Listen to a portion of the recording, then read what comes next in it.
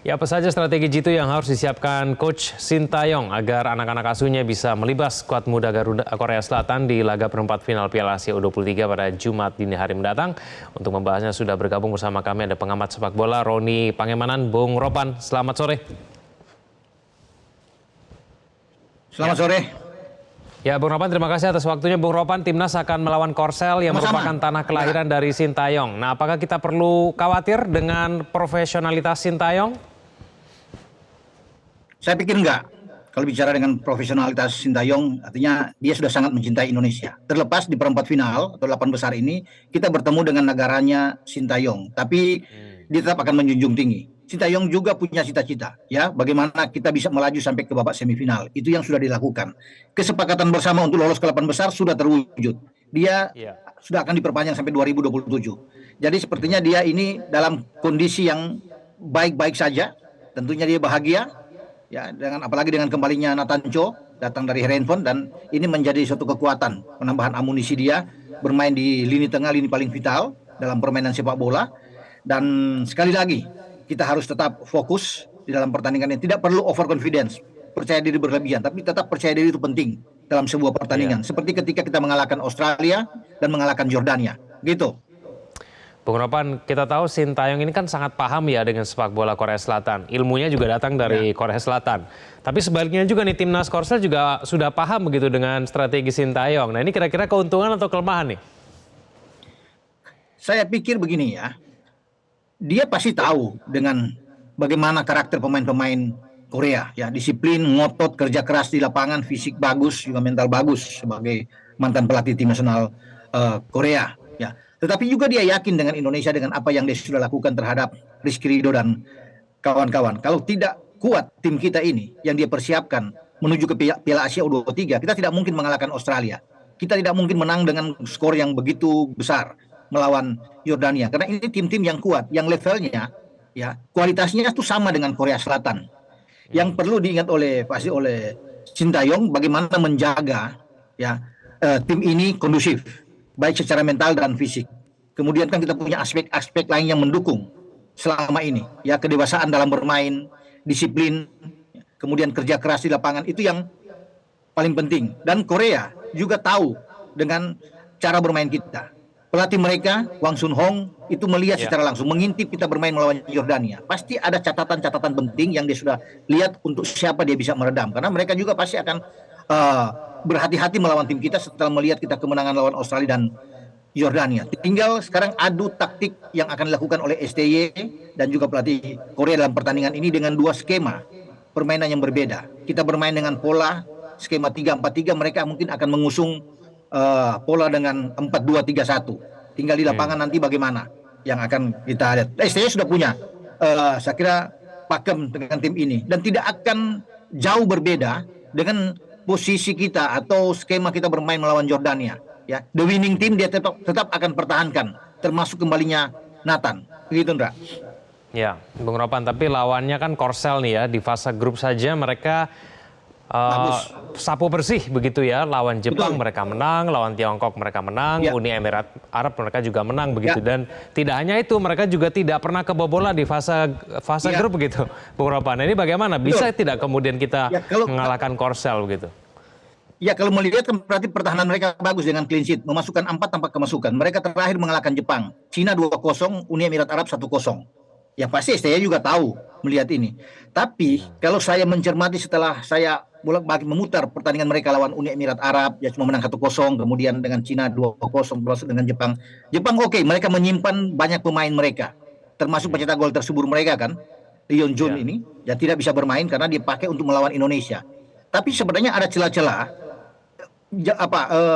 Uni Emirat Arab atau Cina itu banyak mendapatkan peluang. Ada kelemahan-kelemahan di belakang pemain-pemain Korea Selatan ini yang kita harus manfaatkan.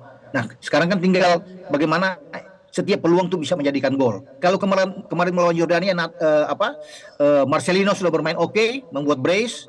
Witan Sulaiman juga bisa mencetak gol, ada 1 assist buat dia. Dan saya pikir ini modal yang sangat bagus untuk bisa memanfaatkan kelemahan-kelemahan juga, ya, di belakang yang tidak begitu rapi pemain-pemain Korsel, karena ada 2-3 peluang yang sebenarnya bersih bagi Cina untuk bisa mencetak gol, termasuk Uni Emirat Arab. Sayang mereka tidak bisa memanfaatkan dengan baik yang saat melawan Korea Selatan. Mereka kuat pasti oke, ya. Ya. Tidak mudah mengalahkan mereka.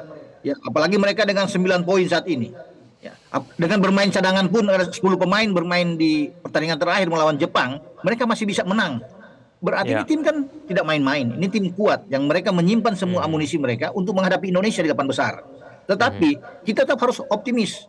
Ya, ketika kita bilang tidak mudah, tidak gampang mengalahkan Korea, tapi tidak ada yang tidak mungkin di dalam sepak bola. Semua bisa terjadi. Siapa yang menyangka kita bisa mengalahkan Australia yang lebih diunggulkan, apalagi dengan 4 gol melawan Jordania. Tapi itu terbukti di lapangan. Kita bermain sangat cantik, sangat bagus di lapangan. Dari semua aspek kita unggul. Jadi melawan Korea pun kita bermain dengan menikmati aja permainan, sama seperti melawan Jordania. Tidak perlu takut. Mental kita sudah terasa dengan baik. Itu saya pikir menjadi modal kuat bagi tim kita di saat menghadapi tim yang kuat. Nah, PR untuk kita ini apa? Tidak sedikit juga Bung Ropan yang mengatakan pada saat melawan Australia maupun Yordania sebetulnya pertahanan kita agak terbuka begitu.